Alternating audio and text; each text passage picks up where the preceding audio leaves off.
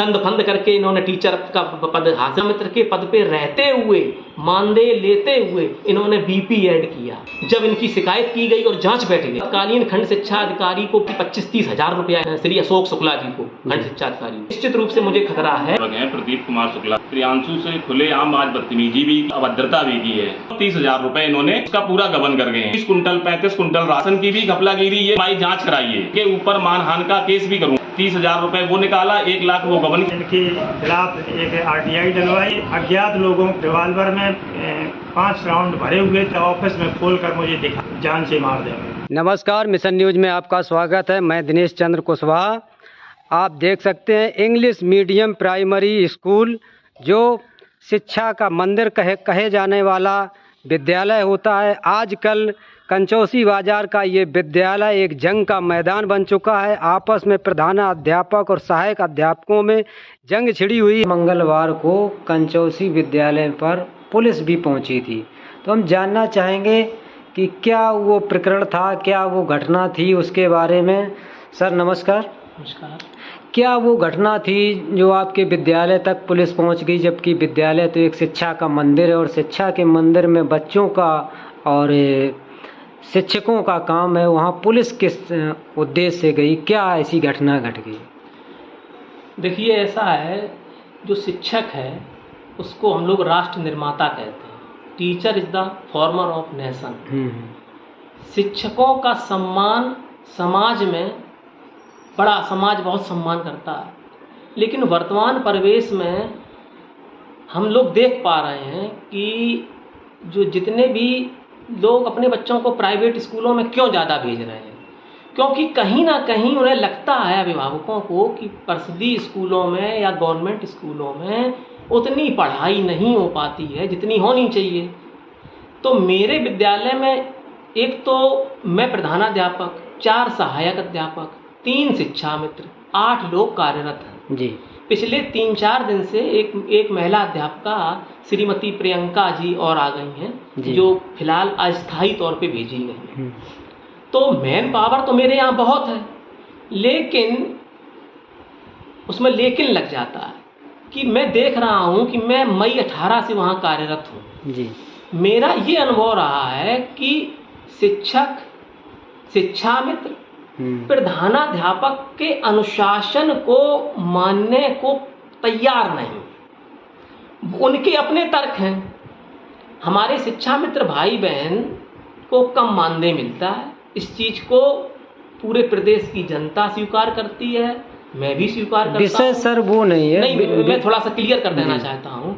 तो शिक्षा मित्र भाई बहनों को थोड़ा सा छूट भी प्रधानाध्यापक लोग दे देते हैं कि चलो भाई, इन्हें मानदेय कम मिलता है तो चल जाता है। अब मेरे स्कूल में 3 शिक्षा मित्र हैं, 2 शिक्षक हमारे BLO हैं। BLO का अभियान चल रहा है, तो BLO अपना आए और थोड़ी देर शिक्षण कार्य किया और प्रधानाध्यापक को अवगत करा के फील्ड में चले गए। इसमें प्रधानाध्यापक को कोई दिक्कत नहीं। लेकिन दिक्कत तब आती है कि जब शिक्षा मित्र भाई बहन भी हमारे यहाँ मतलब कभी कभी समय नहीं दे पाते हैं या अपनी मजबूरी बता देते हैं। मेरे यहाँ समस्याएं हैं। मैं प्रधानाध्यापक जब नहीं भी रहूँगा, या मैं वहाँ से मैं अधिकारियों से गुहार करके या अपनी एप्लीकेशन देके मैं हट भी जाऊँगा, अपने को किसी और जगह एडजस्ट करने का कोशिश करूँगा, जो भी प्रधानाध्यापक आएगा, मैं आपको बताना चाहता हूँ, उस प्रधानाध्यापक को उस विद्यालय में विभिन्न प्रकार की चुनौतियों का सामना करना पड़ेगा। मेरे 5 साल हो गए हैं। जैसे क्या क्या चुनौतियाँ? चुनौतियाँ सर ये हैं कि अब मैं थोड़ा डिटेल में बताना चाहता हूँ। शॉर्ट में बताइए, ज़्यादा दें। शॉर्ट में बताना चाहता हूँ तो हमारे यहाँ एक सहायक अध्यापक हैं श्री प्रदीप गुप्ता जी। वो सर मूलतः व्यापारी हैं। वो he is purely a businessman. वो शिक्षक को जो व्यवहार करना चाहिए, जो शिक्षक से एक अनुशासन की अपेक्षा होती है, वो सर मुझे बड़ा दुख के साथ कहना पड़ता है कि वो श्री प्रदीप गुप्ता जी के अंदर वो शिक्षक वाले, कभी मुझे लगता है कि ये बड़ा अनुशासनहीन व्यक्ति हैं। और जब जब मैंने सख्ती की, जब जब मैंने समय से आने के लिए प्रेरित किया, जब जब मैंने रेड कलम का प्रयोग किया, तो तो उन्होंने मेरी आवाज़ को बुरी तरीके से दबाने का प्रयास किया। तो आपने अधिकारियों से शिकायत नहीं की इसके बाद? अधिकारियों से मैंने लिखित में शिकायत की। आज के 2-3 साल पहले श्री एसपी सिंह जी बीएसए थे, मैंने लिखित में उनकी शिकायत की, लेकिन संयोग से वो शिकायती पत्र बीआरसी सहार में न जाके बीआरसी भागनगर में पहुंचा दिया गया। वहां के तत्कालीन खंड शिक्षा अधिकारी महोदय ने मामले को कूल डाउन किया कि चलो भाई आराम से रहो, कोई दिक्कत नहीं है। लेकिन गुप्ता जी ने अपने रवैये में कोई सुधार नहीं किया। तो गुप्ता जी की आपकी क्यों नहीं पड़ती, ऐसा क्या कारण है? गुप्ता जी से मेरी ही नहीं सर, जो प्रधानाध्यापक उस विद्यालय में प्रधानाध्यापक की तरह से कार्य करेगा और जो छात्र हित में सोचेगा, जो अपने विद्यालय की छात्र संख्या को बढ़ाने का प्रयास करेगा, जिसके लिए छात्र हित सर्वोपरि होगा, उस प्रधानाध्यापक की श्री प्रदीप कुमार गुप्ता जी से पटरी नहीं खाएगी। जैसा कि प्रकरण आया सहायिका अध्यापिका के द्वारा, उस पर आप क्या कहना चाहेंगे? देखिए, सहायक अध्यापिका का मैं नहीं समझ पाता था, मैं नहीं समझ पाया कि वो इस तरह का प्रतिक्रिया देंगी। सहायक अध्यापिका का कार्य व्यवहार बड़ा अच्छा रहा है, लेकिन उनके जो हस्बैंड हैं वो इंडियन एयरफोर्स में असम में तैनात हैं। उन्हें हर महिला अपने पति के साथ रहना चाहती है, वो भी अपना लंबी अवधि की छुट्टियां लेकर अपने पति के पास असम एयरफोर्स जाती रही हैं। लेकिन वो एक गलती ये करती हैं, और मैं उनसे हाथ जोड़ के निवेदन करता हूं कि वो गलती ना करें। जैसे उन्होंने 30 दिन का CCL लिया, तो हमारे यहाँ विभागीय नियम है कि जब आपका CCL खत्म हो रहा है, अगले दिन जब आपको ज्वाइन करना है, तो आपको हर हालत में पॉजिटिवली आपको भौतिक रूप से उपस्थित होकर विद्यालय में ज्वाइन करना होता है। लेकिन उन बहन जी ने समय पे ज्वाइन नहीं किया, 3 अगस्त को ज्वाइन नहीं किया, फ़ोन पे मुझे अपनी बात से अवगत करा दिया। लेकिन प्रधानाध्यापक के सामने समस्या आती है। कोई भी प्रधानाध्यापक लिमिट से ज़्यादा छूट किसी को नहीं दे सकता। कोई भी व्यक्ति अपनी नौकरी को बार बार या कभी भी दांव पे लगाना ठीक नहीं होता, नहीं लगानी चाहिए, रूलिंग का पालन करना चाहिए। तो मैंने उनको थोड़ा अवगत कराया, मैंने अधिकारियों को प्रार्थना पत्र भेजा, उसको वायरल भी किया कि कृपया मेरा मार्गदर्शन कीजिए। लेकिन अधिकारियों के पास शायद समय नहीं था, बहुत बिजी रहते हैं भाई, तो बड़ा विकास खंड है, तो अभी तक मुझे कोई मार्गदर्शन नहीं मिल पाया। जब मुझे मार्गदर्शन नहीं मिला तो मैंने अपने वरिष्ठ प्रधानाध्यापकों से पूछा। मुझे लोगों ने बताया कि जैसे उन्हें 3 को ज्वाइन करना था, तो आप उनके हस्ताक्षर तो करवा नहीं सकते, तो आप 3, 4 और 5 अगस्त को उनकी एक लाल पेन से लकीर कर दीजिए, जिससे कि वो कॉलम खाली देख के अपने हस्ताक्षर ना कर पाएं और ना मन बना पाएं। और 6 को संडे था सर, तो उन्होंने 7 को ज्वाइन किया। मैंने बड़ा खुशी पूर्वक बहुत उनको अच्छे से ज्वाइन करवाया, पत्र व्यवहार रजिस्टर पे उनकी ज्वाइनिंग लिखवाई, 7 तारीख के दस्तखत करवाए। और आप आश्चर्य मानेंगे कि मुझे मेरे बड़े भाइयों ने, प्रधानाध्यापकों ने जो एक सलाह दी कि देखिए, किसी का वेतन कटना ठीक नहीं होता है।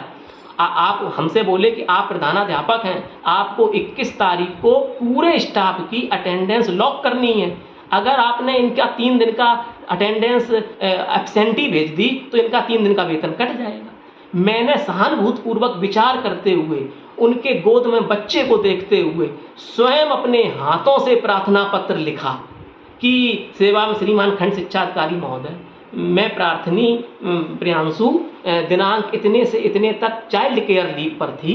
नियमानुसार मुझे 3 तारीख को ज्वाइन करना चाहिए था, किंतु अस्वस्थ हो जाने के कारण मैंने ज्वाइन नहीं कर पाई और मैंने 7 तारीख को ज्वाइन कर लिया है। कृपया मुझे इन अनुपस्थित 4 दिनों का चिकित्सा अवकाश देने की कृपा करें। ये आपने अपने हाथों से उनका लेटर? हाँ, स्वयं उन्होंने मुझसे ब्लैंक पेपर मांगा।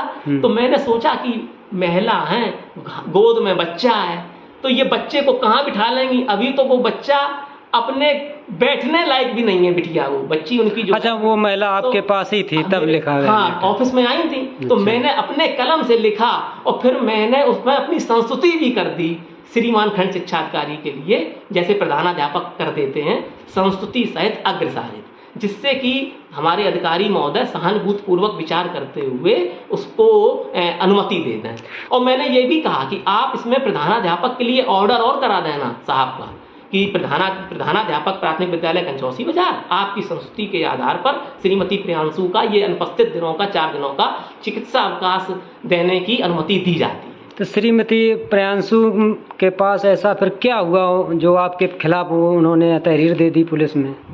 हाँ, ये आपका क्वेश्चन बहुत महत्वपूर्ण है। जब आपने उनके साथ इतनी सिंपैथी बरती, फिर ऐसा क्या कारण बन गया जो उन्होंने आपके ही खिलाफ पुलिस में तहरीर दी? देखिए, उसमें सर ऐसा है कि जब मैं कल मेरे विद्यालय में एक ARP महोदय श्री विनय वर्मा जी सपोर्टिव सुपरविजन के लिए आए जी। मैं प्रधानाध्यापक कक्ष में बैठ के वर्मा जी से सपोर्टिव सुपरविजन के विषय में बातचीत कर रहा था। सामने वाली कुर्सी पे श्री प्रदीप गुप्ता जी सहायक अध्यापक BLO का काम कर रहे हैं।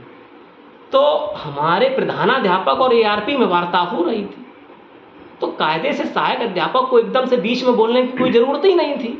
प्रधानाध्यापक ARP की बात हो रही है, जब प्रधानाध्यापक को जरूरत होगी तो वो सहायक अध्यापक से पूछ लेंगे जी। लेकिन हमारे गुप्ता जी में एक थोड़ी सी खराब आदत है, वो बीच में बहुत जल्दी बोलते हैं और सिर्फ बोलते ही नहीं है, तेज आवाज में बोलते हैं और उनको ये लगता है कि मैं तो लोकल का हूँ और मेरा कोई क्या कर लेगा।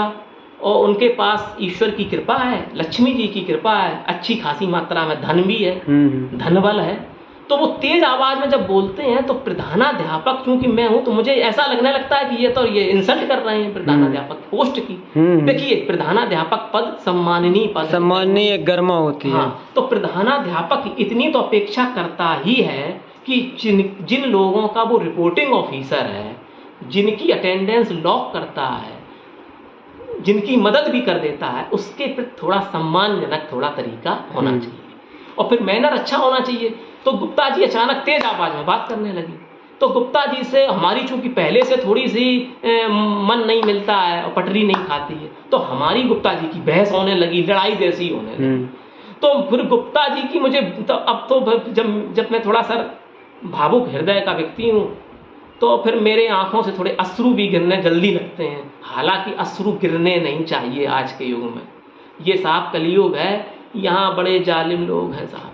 तो हुआ क्या, मेरी आंखों से अश्रु गिरने लगे। मैंने विनय वर्मा जी से कहा, भैया यार इस स्कूल से मुझे हटवा दो, यहाँ लोग यार अनुशासनहीनता बहुत है, यहाँ इनडिसिप्लिन बहुत है। दूसरी बात, mid day meal, conversion cost, आपको आश्चर्य होगा कि जब मैंने सख्ती की है विद्यालय में बच्चों के हित को देखते हुए, तो मेरे ऊपर 2 RTI डाल दी गई। हमारा सवाल ये था कि वो जो महिला है, जो आपकी अध्यापिका हैं प्रियांशु जी, उन्होंने आपके खिलाफ, जब आपने उनके साथ इतनी सिंपैथी रखी, उनको हर उनके मतलब पहलू पर आप खड़े नज़र आए आपके बताने के अनुसार, फिर उन्होंने आपके खिलाफ तहरीर क्यों दी, ये हमारा सवाल था। देखिए, ऐसा क्या आप लोगों में बिगाड़ हुआ? जी, देखिए ऐसा है, सार्वजनिक जीवन में बोलते समय थोड़ा सा सावधान रहना चाहिए। एक दिन क्या हुआ कि ये बहन जी CCL पर थी, चाइल्ड केयर लीव पर, तो ऑफिस में सिर्फ पुरुष शिक्षक थे, जेंट्स शिक्षक, कोई महिला अध्यापिका नहीं थी। तो हंसी मजाक में मैं कह सकता हूँ, हालांकि टीचर को बोलते समय किसी भी महिला अध्यापिका की डिग्निटी, उसकी मान मर्यादा के खिलाफ नहीं बोलना चाहिए, मैं ऐसा मानता हूँ। लेकिन हमारे गुप्ता जी के मुंह से एक खराब शब्द निकला जो एक महिला अध्यापिका के लिए नहीं निकलना चाहिए। मुझे बुरा लगा, लेकिन मैंने उस समय हल्के में ले लिया, मैंने विरोध नहीं किया, क्योंकि मैं जानता था कि अगर मैं इनका विरोध करूंगा, इनकी बात को काटूंगा, इनसे कुछ कहूंगा, तो ये फिर मुझसे चिल्लाने लगेंगे, और जब ये चिल्लाएंगे तो मैं भी चिल्लाऊंगा। अश्लील टिप्पणी की प्रदीप ने? जी, अश्लील टिप्पणी की महिला अध्यापिका श्रीमती प्रियांशु जी के लिए।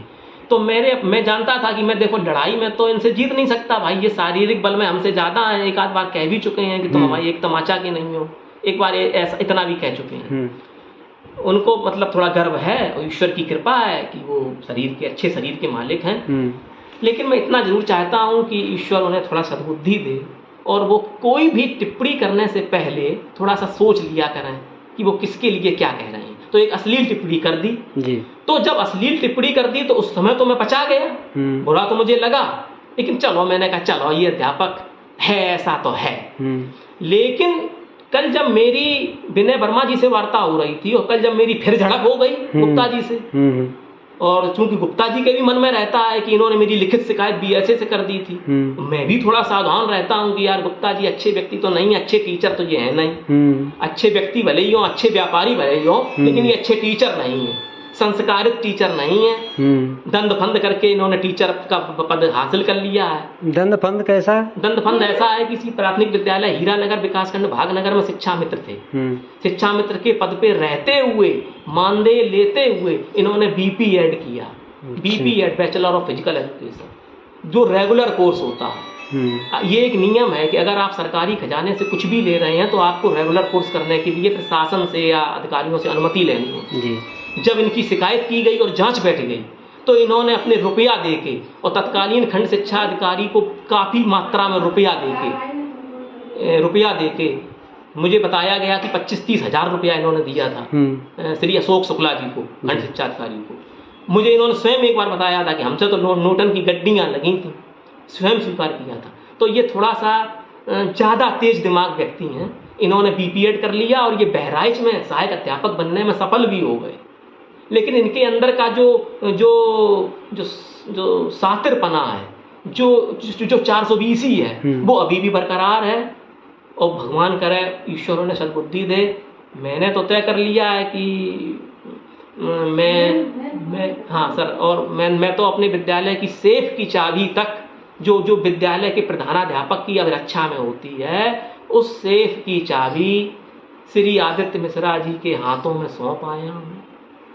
क्योंकि अब मेरे जैसा व्यक्ति, श्री प्रदीप गुप्ता जी जैसे व्यक्ति के साथ कार्य करने में पूर्णतया असमर्थ है। आप क्या कहना चाहते हैं? 100% प्रदीप गुप्ता जी ने प्रियांशु जी को प्रेरित करके, उनको मिसगाइड करके, क्योंकि वो प्रियांशु जी, मुझे बाद में एक फ़ोन आया था, वो रोने लगी थी क्योंकि मैं तो ककोर चला गया था बीएसए दफ्तर। कल मैंने बीएसए दफ्तर में एक पत्र कल फिर रिसीव करवा दिया है। उस पत्र की फोटो कॉपी है मेरे पास।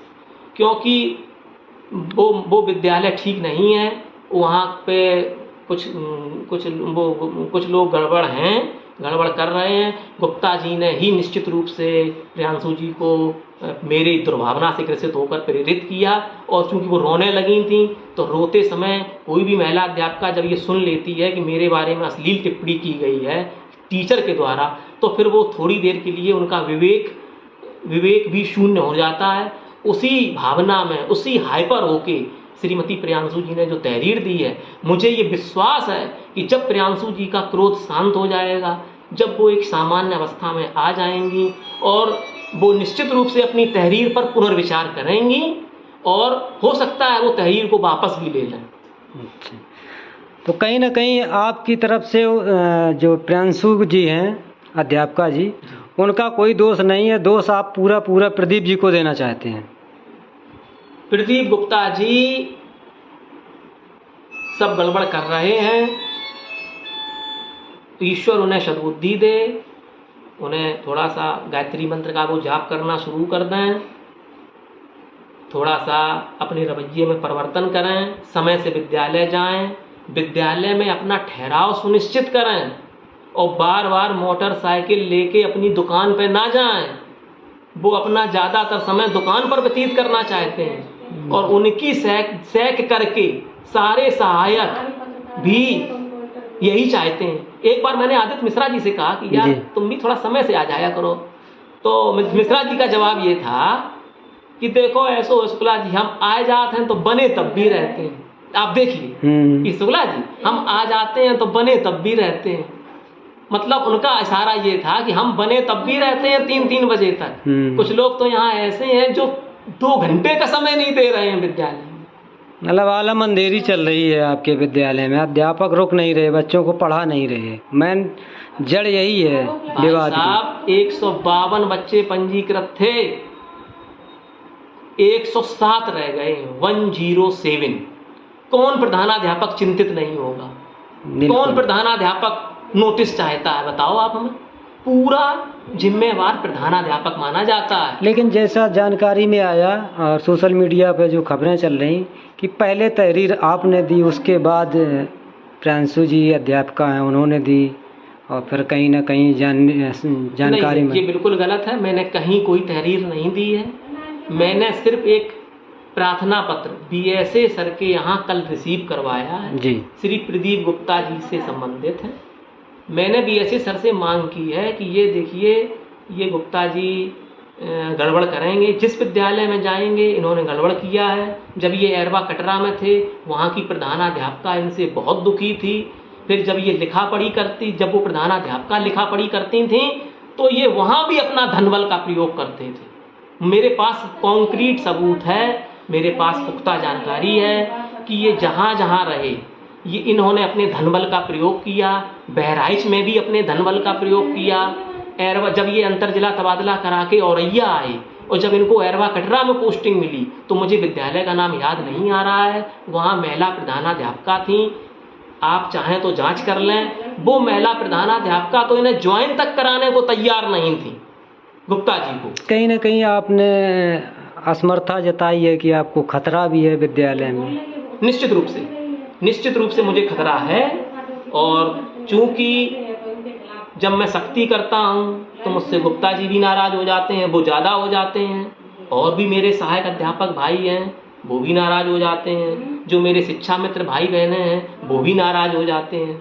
तो अब जब सब लोग नाराज हो जाते हो, तो मैं बच्चों के भविष्य से खिलवाड़ पसंद नहीं करता हूँ। और मैं जिस विद्यालय में जाऊँगा, मुझे मेरा विभाग जिस विद्यालय में भेजेगा, मैं स्पष्ट करना चाहता हूँ कि अब मैं विभाग में सेवाएं देने को तैयार हूँ, लेकिन मैं छात्र हित से समझौता नहीं करूँगा। उसके लिए चाहे मेरे लिए कोई तहरीर दे दे, चाहे मेरे लिए शिकायती पत्र दे दे, चाहे वो मेरे लिए RTI डलवा दे, और चाहे मुझको जान से मारने की धमकी दे दे। तो आपको किससे खतरा है? अब भैया, खतरा तो इंसान को उसी से होता है जिसकी वो लिखित शिकायत कर देता है। फिर भी नाम लेना चाहेंगे? अब बार बार नाम मत लिखवाइए सर, क्यों हमको धर्म संकट में डालना चाहते हैं। चलिए कोई बात नहीं, हमसे बात करने के लिए आपका बहुत बहुत धन्यवाद। आपके जो भी विद्यालय के अध्यापक हैं, सभी से हम बारी बारी बात करने का प्रयास करेंगे और फिर अधिकारियों से गुहार लगाएंगे कि इसकी निष्पक्ष जांच की जाए और जो भी दोषी हो उसको सजा दी जाए। प्रधानाध्यापक ने इंग्लिश मीडियम प्राथमिक विद्यालय के जो प्रधानाध्यापक हैं प्रदीप कुमार शुक्ला जी, जिनके द्वारा यहाँ के जो सहायक अध्यापक हैं प्रदीप कुमार गुप्ता जी, इनके ऊपर सारा दोषारोपण किया है कि जो भी क्रिया प्रक्रिया इस विद्यालय में हुई हैं, जो भी शिकवा शिकायत हुई हैं, वो प्रदीप गुप्ता जी के माध्यम से इनके उकसाने पर हुई हैं। तो आज हमारे साथ प्रदीप गुप्ता जी हैं जो सहायक अध्यापक के पद पर हैं। इनसे भी इनका पक्ष जानने का प्रयास करेंगे। सर, जिस तरह से आपके ऊपर सारा जो है प्रकरण जो घटना है, वो सारा दोषारोपण आपके प्रधानाध्यापक ने आपके ऊपर रखा है कि आपके कहने के अनुसार जो यहाँ की महिला अध्यापक हैं उन्होंने शिकायत की है। आप क्या कहना चाहते हैं सर? देखिए, इस घटना से या इस घटना से प्रियांशु जी के जो शिकायत करने से मेरा कोई संबंध नहीं है। हाँ, ये जो हमारे यहाँ के प्रधानाध्यापक हैं प्रदीप कुमार शुक्ला जी, ये प्रियांशु से खुलेआम आज बदतमीजी भी की है इन्होंने और अभद्रता भी की है। ये केवल मैं नहीं, हमारे सारा स्टाफ, यहाँ ARP विनय वर्मा जी, यहाँ पर समस्त बच्चे भी बैठे हुए थे, उनके सामने इन्होंने खुलेआम अभद्रता और बदतमीजी की है, जिसके हम सब लोग गवाह भी हैं। और ये सारा मैटर प्रियांशु जी से इन्होंने बदतमीजी की, वो यहाँ पर बहुत ज़्यादा मतलब परेशान भी हुई, रोई भी। तो उन्होंने अपने घर वालों को बुलाया, ये यहाँ पे आए और क्या नाम अभद्रता करके विद्यालय को समय से पहले ही छोड़ के 10:50 पे विद्यालय छोड़ के यहाँ से भाग निकले। और जब तक उनके घर वाले या उनके पहचान के लोग यहाँ पे आते तो ये विद्यालय छोड़ चुके थे। समय से पहले जब इन्होंने विद्यालय छोड़ा तो उसके बारे में सूचना दी या कोई लिखित कार्रवाई की? इसकी लिखित शिकायत आज BSA साहब के पास जा रही है। ये समय से पहले विद्यालय छोड़कर और टीचर से अभद्रता करके ये चले गए हैं। प्रधानाध्यापक ने सूचना नहीं दी थी कि मैं समय से पहले जा रहा हूं किसी काम से? नहीं, ये कुछ भी नहीं कहा। ये धमकी देते हुए यहाँ से निकले हैं कि अब मैं जा रहा हूँ और तुमको झूठे मुकदमे में फंसाकर ही वापस लौटूंगा। और इससे पहले भी ये कई बार सोशल मीडिया के माध्यम से हम लोगों पे आरोप लगाते रहे हैं कि मेरे स्कूल में मेरी जान को खतरा है। जी, ये सवाल हम आपसे पूछने वाले थे। उन्होंने ये हमारे जो कैमरे के सामने भी बयान दिया कि मुझे स्कूल में विद्यालय में खतरा है। हाँ, ये पहले भी ऐसा सोशल मीडिया पे एक बार कर चुके हैं और आज इन्होंने फिर भी ये किया गया है। तो आज इनसे ये पूछना चाहिए था, यहाँ किन से खतरा है, किस चीज़ से खतरा है। अब इनसे कोई विद्यालय के विषय में सवाल पूछा जाता है, जैसे इन्होंने क्या किया है, ये मई में 8 मई 2018 को यहाँ पर विद्यालय में आए थे, इन्होंने कार्यभार ग्रहण किया जी। उसके बाद से इनका रवैया बहुत विचित्र रहा है। हमें तो लगता है क्या है, शायद ये लगभग 80-90% मानसिक रोगी हैं। इनका दिमाग संतुलन में नहीं रहता है, हमेशा ये उल्टी सीधी हरकत करते रहते हैं, कभी मेरे साथ में, कभी दूसरे स्टाफ के साथ में, और कई बार इन्होंने ऐसा किया है। इसी के लगते हुए इन्होंने क्या किया है, विद्यालय में एक 2 साल की कंपोजिट, विद्यालय में कंपोजिट ग्रांट आती है विद्यालय को मेंटेनेंस के लिए, रख रखाव के लिए जी। तो 2 साल की कंपोजिट 50-50 हज़ार रुपए, 1 लाख रुपए पूरा विद्यालय का ये निकाल के ले गए हैं। इन्होंने एक भी पैसा विद्यालय में नहीं लगाया। जब हम लोगों ने दबाव दिलाया तो उसके बाद इन्होंने अगली साल पैसा कुछ खर्च किया है। इसके बावजूद भी इन्होंने एक SMC खाते से 30,000 रुपए जो अवशेष धनराशि बची है, जो सर्व शिक्षा अभियान को वापस जाना था, उसका चेक बननी थी, 42,000 रुपए SMC के खाते में पड़े हुए थे, जो इन्होंने 12,000 रुपए सर्व शिक्षा अभियान को वापस किए और 30,000 लगभग 30,000 रुपए इन्होंने निकाल के उसका पूरा गबन कर गए हैं। उसके ऊपर जब इनसे सवाल पूछा जाता है तो ये कहते हैं, प्रदीप गुप्ता तुम नहायत ही बदतमीज हो, फलाना हो, ढिकाना हो, ये सब बातें करते रहते हैं, लेकिन उस पर कोई जवाब भी नहीं देते हैं। इसके अलावा ये MDM में भी यहाँ कंटिन्यू घपलागिरी करते रहे हैं। जैसा कि यहाँ पर जो आपने घपला का जिक्र किया, तो इसकी शिकायत आप लोगों ने शासन से नहीं की, जो आपके संबंधित अधिकारी हैं? इसके एक आप पूरी बात, इसमें इन्होंने एक MDM में भी घपलागिरी की है। MDM का राशन बच्चों के लिए आता है, तो वो राशन पहले कम संख्या में राशन कई ज़्यादा गुना मात्रा में बचता था। ये राशन को बचाते थे, राशन पहले बच्चे हमारे यहाँ ज़्यादा इन्वॉल्वमेंट थे जी, और बच्चे इन्होंने नाम कट गए, तो राशन पहले ज़्यादा आता रहा। जो आज अगर चेक किया जाए 2018 से प्रदीप कुमार शुक्ला जी से जब आज तक ग्रहण किया गया है, लगभग इन पर 30 कुंटल 35 कुंटल राशन एक्सेस हमारे विद्यालय में आ चुका है, जो स्टॉक में एक कुंटल भी नहीं है। ये राशन की भी घपलागिरी ये कर चुके हैं, राशन में भी कुछ भी नहीं बचाया इन्होंने है। लगभग 35 से 35 कुंटल का राशन की घपलागिरी खुले, मतलब आज कागजों में है जी। इसके विषय में जब शिकायत की गई, इनसे RTI डाली गई, इनसे मांगा गया साहब राशन का ब्यौरा दीजिए, तो इन्होंने फिर सबको इमोशनली ब्लैकमेल किया, रोते हैं, चिल्लाते हैं विद्यालय में, हम ये कर देंगे, हम तुमको गलत मुकदमे में फंसाएंगे, तुमको गलत मुकदमे में फंसाएंगे। तो ये कंटिन्यू इनकी हरकत रहती है। एक बार इनकी पत्नी भी विद्यालय में आई हुई थी। अच्छा, पत्नी का काम क्या है यहाँ विद्यालय में आने का? इन्होंने हमको धमकाने का काम किया आगे हमसे। ये उन्होंने जब सीधे कहा, अगर तुमने ये RTI वापस नहीं ली तो हम किसी भी कीमत पर, अगर हमारे पति को कुछ हो गया तो इसके सारे जिम्मेदार तुमको और तुम्हारे पूरे स्टाफ को बनाया जाएगा। और इनकी मानसिक हालत वैसे भी सही नहीं रहती है।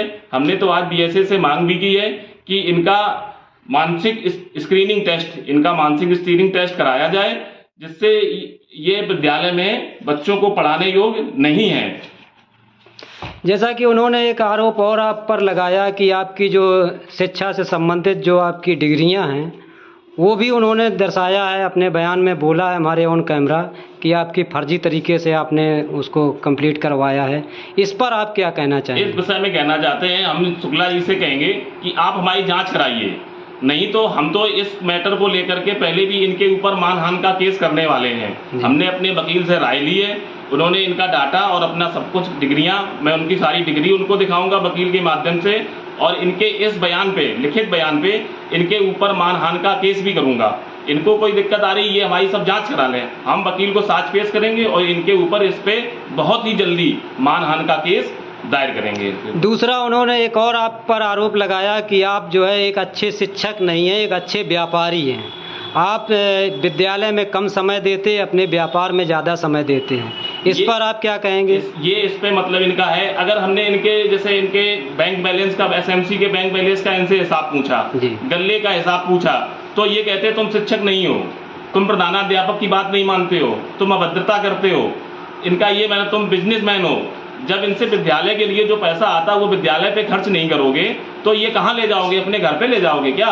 इन्होंने यहाँ का पैसा निकल गए, अपने विकास कुंज में जो मकान बनवाया है 30,000 रुपए वो निकाला, 1 लाख वो गबन किया, 1,30,000 रुपए इन्होंने अपने मकान में बताया कि हमने टाइलें लगवाई हैं जी। समर लगवाई है अपने, इसी पैसे से इन्होंने ये पैसा लगाया जा करके है। इनसे जब सवाल करते हैं तो ये दूसरे पे उल्टे सीधे ये आरोप लगाते रहते हैं। और हमारे अलावा भी इन्होंने कुछ शिकायतें, हमारे अदर भाई एक शिक्षा मित्र हैं वीरेंद्र बाबू जी, इनसे भी इन्होंने कुछ शिकायत मतलब बदतमीजी से पेश आए थे और इनको धमकाने के लिए 2-3 बाहरी लोग भी बुलवाए थे जो रिवाल्वर के साथ हमारे यहाँ विद्यालय में 2 रिवाल्वरों के साथ में विद्यालय पे आए थे ऑन टेबल। हम लोग उनको पहचानते नहीं थे तो रिवाल्वर के साथ आए थे। वीरेंद्र बाबू जी को धमकाया भी गया था, उन्होंने भी एक अपनी RTI डालने की कोशिश की लेकिन उन्होंने रिवाल्वर से धमका के उनकी आवाज़ को दबा दिया गया। हमारे साथ ही वीरेंद्र बाबू जी भी बैठे हैं, इनके भी कृपया बयान जी जरूर लेंगे। तो हमारे साथ शिक्षा मित्र के जो सहायक अध्यापक के पद पर रह चुके, इस समय सरकार के द्वारा पुनः इनको शिक्षा मित्र बनाया गया, तो इनसे भी पूछना चाहेंगे आपके साथ वीरेंद्र बाबू जी क्या घटना घटी थी जिस तरह से प्रदीप जी ने बताया कि आपको रिवाल्वर के माध्यम से धमकाने का प्रयास किया गया था, तो क्या प्रकरण था? हमारा प्रकरण ये था कि SDI आने वाले थे, इन्होंने हमको फ़ोन करके बुलाया कि विद्यालय में आ जाओ। तो विद्यालय आए तो इन्होंने कहा कि टाइम ज़्यादा हो चुका था तो 8:45 दस्तखत करो। हमने दस्तखत तो नहीं करेंगे, आज मेरी एब्सेंट लगा तो मैं घर चला जाऊँगा, कल से विद्यालय आऊँगा। इस पर ये उत्तेजित हो गए, उत्तेजित होकर ऊटपटांग कहने लगे और कहकर चले ये अपने जो है विद्यालय में रहे और मैं अपने घर चला गया। और जब घर चला गया दूसरे दिन विद्यालय आया तो इन्होंने मुझे धमकाया और रोज़ जो है ये रोने चिल्लाने जैसी वे करते हैं। इनका दिमाग सही नहीं रहता है, हर तरीके से स्टाफ को परेशान करते हैं। और इस संबंध में जब ज़्यादा मामला बढ़ा तो मैंने जो है इनके खिलाफ एक RTI डलवाई जिसमें इन्होंने आसपास के दबंगों से मुझे दबाव डलवाया गया। मैंने तब भी नहीं माना। फिर इसके बाद ये अज्ञात लोगों को 5-6 लोगों को लेकर रिवाल्वर में 5 राउंड भरे हुए थे जो विद्यालय ऑफिस में खोलकर मुझे दिखाए, धमकाने का प्रयास किया कि अगर नहीं मानोगे तो हम तुमको जान से मार देंगे।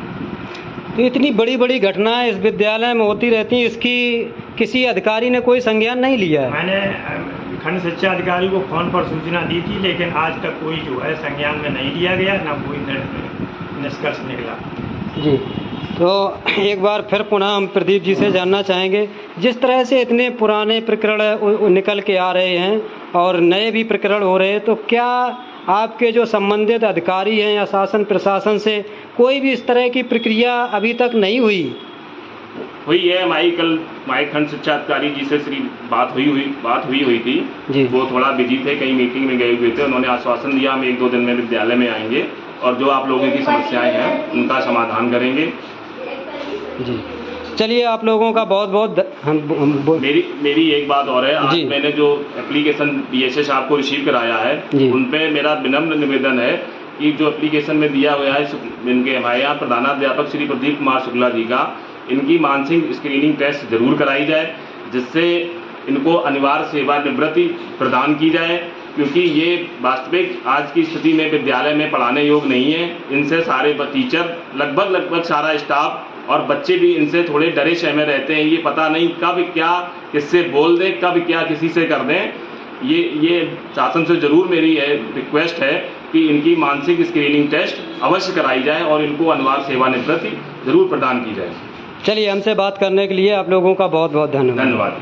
कंचौसी बाजार का ये विद्यालय एक जंग का मैदान बन चुका है। आपस में प्रधानाध्यापक और सहायक अध्यापकों में जंग छिड़ी हुई है। तो मैं चाहूँगा शासन प्रशासन से कि इस खबर को संज्ञान में लेके तुरंत इसकी जो है जांच कराई जाए, जो भी दोषी है उसको सज़ा दी जाए और बच्चों का भविष्य बर्बाद ना हो। इसी के साथ इस वीडियो को समाप्त करता हूँ।